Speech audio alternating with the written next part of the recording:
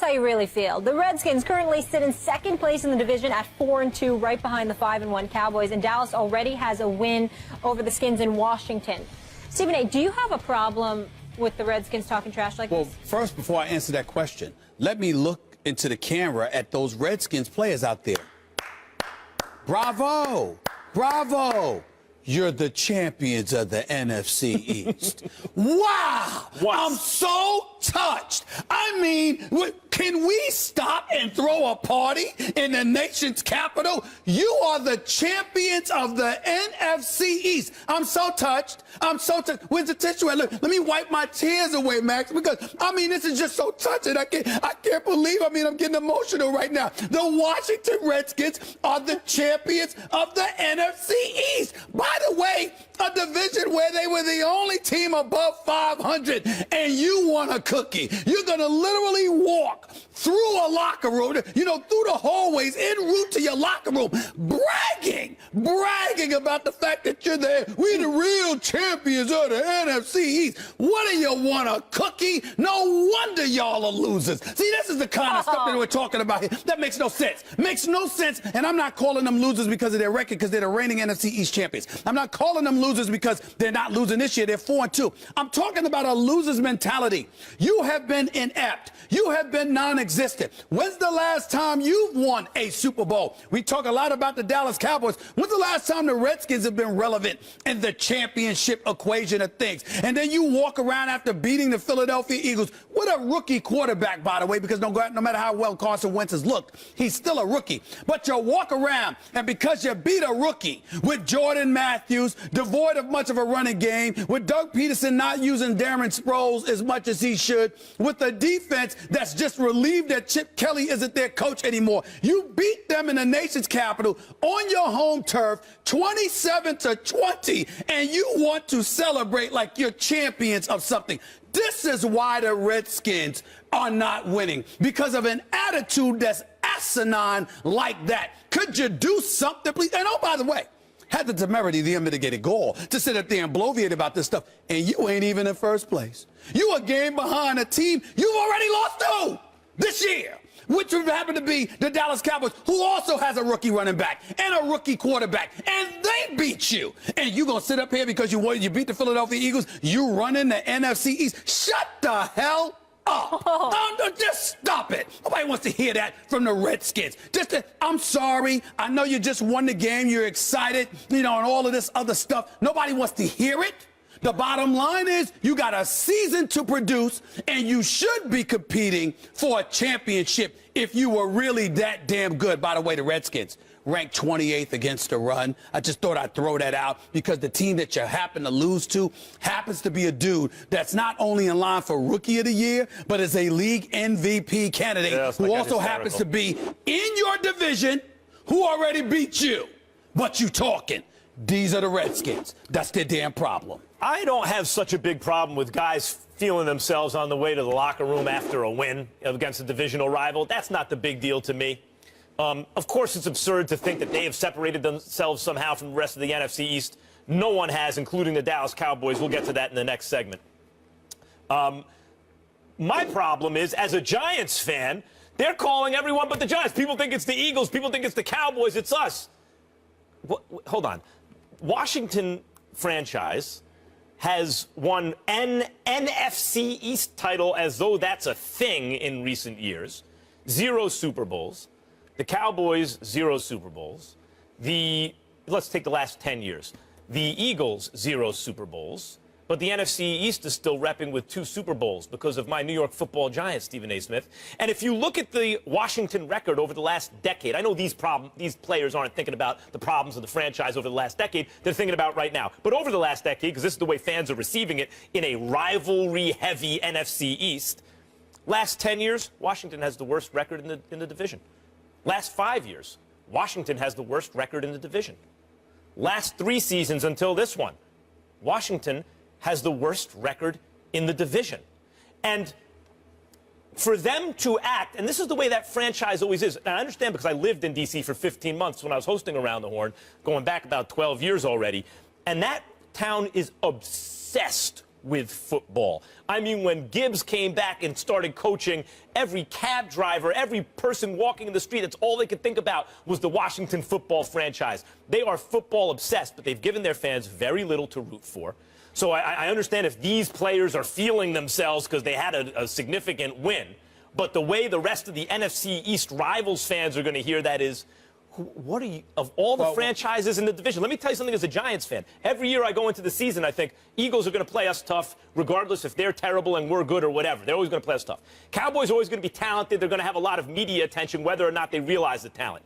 The one rivalry, and I realize the Giants blew it against Washington late already this year. Blew it, though. They should have won that game. The one franchise I look at and I go, at least they're in the division, year in and year out, is Washington. As an NFC East fan of another team, I go, Cowboys I got to watch, Eagles I got to watch, at least Washington's in the division. Let me say this about the Washington Redskins, because I got a few players in that side, that locker room I'm pretty damn tight with, got a lot of love for them. But collectively, I'm just speaking as an organization. Yep. I have been on the airwaves. We all know that I despise the Dallas Cowboys, but it's not because of the team. It's because of their fan base, because I think it's the most pathetic fan base in the history of America. I think they're disgusting. I can't stand Dallas Cowboy fans everywhere. I just can't stand them. Everybody knows this about me. I hate them. I really, really do. The fan base, not the team, but I hate the team because of their fans, okay? But I've been on the Dallas Cowboys because they haven't won a Super Bowl since 1995. Washington Redskins haven't won a Super Bowl since 1991. The Washington Redskins have not won a Super Bowl in more than 25 years. The Washington Redskins have been to the playoffs 6 times in 25 years. 19 out of the last 25 years, the Washington Redskins have been home watching the postseason just like the rest of us. And I would appreciate it. This is just my own personal thing going on here. I would appreciate it deeply if the Washington Redskins would be sensitive to people like me, who are umbilical cords and extensions of their fan base, because I'm no Washington Redskins fan, but I'm no Washington Redskins hater. But I have loved ones who are diehard fans of the Washington Redskins, and I would ask the Washington Redskins as a favor to them, just out of core decency alone, recognize the level of ineptitude that you have exercised for 2.5 decades and have the decency to shut the hell up and just go out there and win something more than an NFC East division that half the time is subpar. Could you win a playoff game? Could you make me a favor, please? Not do me a favor. Make me a favor, pretty please, with sugar on top. That's all I ask. That's all I ask. All I ask. Washington has not only not won a Super Bowl in a quarter century, because the Eagles have never won, but they've never been the dominant force in the division. Like the Giants, twice in recent years, were written off early in the season. No one was thinking about them in the preseason. They weren't supposed to do anything, and they won 2 Super Bowls. But you can argue, yeah, they've missed a lot of playoffs, fine. But they won 2 Super Bowls in the last decade. The Cowboys are always a central story in the NFL, good or bad, and they've been good recently. The Eagles have had runs where they've been the dominant force in the NFC East, double-digit win year after year after NFC championship games. That has not been Washington's history. It's not just that they haven't won a Super Bowl. They haven't gotten to the level in those respects of any of the other franchises in their division. As far as Washington being the NFC East champs, there hasn't been a back-to-back champ in 11 years. Since 2000-2001, it was the Eagles. Meanwhile, Bengals linebacker Vontaze Burfict already missed the first 3 games of the season thanks to a suspension for a helmet-to-helmet hit in last year's playoffs. So his actions in Sunday's game against the Patriots shows he may not have learned too much from that time off. The NFL is reviewing 2 plays from the game. The first, a low hit on Martellus Bennett. After the game, Bennett said Burfict did apologize to him and told him it wasn't intentional. And the second play, an alleged stomp on LeGarrette Blount after a late touchdown. So a decision on potential discipline for Burfict is expected no later than Wednesday afternoon, a league source telling ESPN. Stephen A., how should he be punished? It will not happen in all likelihood, because it's really difficult to define what level, whether or not this warrants a suspension because of the things that were transpiring and the visual that they have. Not only that, measuring intent. Remember, he went low, he didn't go high. So because of that, he probably won't end up getting suspended. It is my opinion, and I hate to say this, it's my opinion that Vontaze Burfict should be suspended at least a couple of games. I want to make sure that I'm clear about that. And I want to make sure that everybody understands I take no joy in saying that. This guy has had a very, very difficult upbringing. He's overcome a lot in his life. I'm quite sure he's a better person than he displays himself as being on the field, because you don't hear too much about him off the field.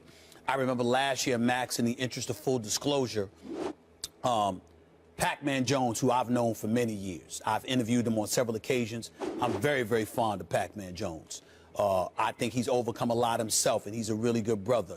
He called, and the conversation that we had ain't suitable for FCC airwaves, at how he was going off in defense of his guy, Vontaze Burfict. The only reason I'm letting you guys know about that conversation is because Pac-Man Jones never hid the fact that it was okay for me to expose that conversation, because I would never do it otherwise. So he came to the defense of a Vontaze Burfict. But I would also tell you what I retorted. I retorted at the time the same thing I'm about to say now. Troy Vincent, VP Football Operations NFL. Derek Brooks, appeals officer. John Runyon, former congressman, former Philadelphia Eagle, who's now the VP for Policy and Rules Administration, who's the guy that will make that decision within the next day or so, along with a bevy of others, Merton Hanks and others. At one point in time or another in the career of Vontaze Burfict, I have spoken to these individuals. They have given him chance after chance after chance, okay? They have sat up there. I mean, as recently as a week ago, I had one of the dudes, you know, in the appeals department, talked about how Vontaze Burfict was reached out to. He has been called. He has been emailed. They have reached out to him. He won't return people's phone calls. He won't get back to them. And they still reached out to him to make sure he knew they were pleased with him. They were encouraged by him, not just the professionalism he was displaying on the field, but what he was saying in post-game interviews and beyond, et cetera, et cetera. And a week later, here we are. You find yourself, first of all, he stomped on Blunt. It's clear he walked right into the scrum, and he put his foot on Blunt, which is why Blunt got up and shoved him. That's first of all. Secondly, you saw the low blow that he went to when he hit Martellus Bennett with. Okay? He's just standing there, and you literally dive for his leg. Those are career-threatening plays. You can rip somebody's cartilage. You can tear their ACL. You can do. You're trying to do that on purpose? Come on now. You can't have that. You can't have that. So something has to be done. I think right now, Max, this is the last thing I want to say. Somebody needs to look at Vontaze Burfict and ask him one simple question. Do you want to play in the NFL or not? Because they may not suspend him this time, but they are watching this dude, and they are not playing. They are not going to tolerate the kind of stuff that he gets himself into. I defended him at the beginning of the season. Remember that. You didn't. I can't defend this because you just fresh off of being suspended, and already you find yourself in the eye of the storm again. Makes no sense. The reason I didn't defend him earlier in the season is because going into that playoff game against Pittsburgh last year on Sports Nation, Michelle and Marcellus and I were discussing Burfict and what are the odds he's going to do something. And my whole point, I turned to the camera and say, look, all eyes of the world are on Burfict. He's not going to do something stupid now. I mean, that's not when a guy misbehaves, whenever he knows the spotlight's on him. And a week later. And going into that, and then it was highlighted on TV. They need 14 yards to be in field goal range. 22 seconds left. 22 seconds left. It's an incomplete. He hands them 15 yards. Pac-Man Jones had no culpability there. Pac-Man Jones didn't do anything wrong in that game, but Vontaze Burfict sure did when everyone. That was the question heading into that game. The question, not about the quarterbacks, it was about Vontaze Burfict and his behavior. Would he blow it? And 14 yards, he hands him 15. You couldn't write in the script any better or worse. Okay, so that's when I'm like, okay, this guy has a problem. Stephen A., here's the issue here. Whether or not he gets suspended, he should be suspended 2 games. 1, for stomping on Blunt. The reason is, and Marcellus Wiley, who I worked with on the radio and TV, we saw each other 10 hours a day for 5 straight years plus. Used to talk about this all the time. No wonder he's happy you're going. he does look kind of happy now, doesn't he? He misses you, bro. He misses you, bro. So, right. Marcellus used to talk all the time, a defensive end. He was an all-pro one year, a Pro Bowl player. When he was on the bottom of a pile, he grabbed someone's gut twist it. You do all kinds of vicious things to each other on the bottom of a pile. And, hey, if the camera picks it up, if you get caught, that's something else. But you don't want to. That's not what happened. Burfict is not in the pile. He walks over and in plain sight of everyone, stomps Blunt. One game. Okay, now we're talking about the Bennett hit. He went low, not high. That's true. But it wasn't a play. It wasn't. The ball wasn't coming to Bennett. The play was already over down the field. And you had just finished arguing with him a few plays early. So when I talk about Odell Beckham Jr., hey, Stephen A., it's impulse control. He took off his helmet. Blah, blah. Those are relatively benign infractions, and I'm mad at Odell because he's actually hurting the team. But in Burfict's case, these are major infractions, injury-causing infractions, potentially career-ending infractions in Bennett's case, and it's hurting his team. That's a problem. Vontaze Burfict had been fined about 4 previous times in 2015 alone, including the $50,000 fine a week before the Steelers game, Week 17, going into Week 17. So now you have this. Between James Thrash, Derek Brooks, okay, Troy Vincent, Merton Hanks, Lord knows who else, they have been on the phone or in person with this man on at least 15 separate occasions. 15! Enough's enough. Vontaze Burfict needs to ask himself one question.